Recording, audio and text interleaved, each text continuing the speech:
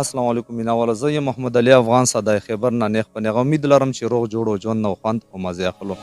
نن راغلی یو بډابیره له ماشو ګګر حمید بابا مزار له یاسین غوښتنه وکړله یو غزل.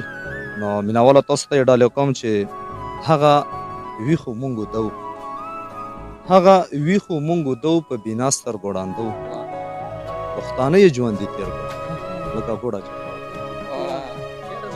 پښتانه یې ژوندي تېر کړ لکه ګوډه چې خواږه و. مونږ ګریوان خپل بچ کولو دوی لاسونه ډېر اوږده و.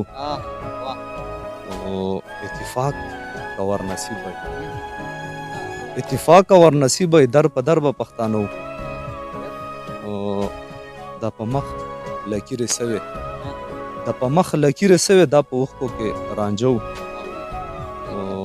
دا چې نن دومره خراب یو دې نه بد کې بیا سو دا چې نن دومره خراب یو دې نه بد کې به بیا سو. دا نېزې وې او کتورې دغه غیشي که باڼه و دا نېزې وې او کتورې دغه غیشي که باڼه و. دا افغانه پښتانه و دا چې در په در پراته و.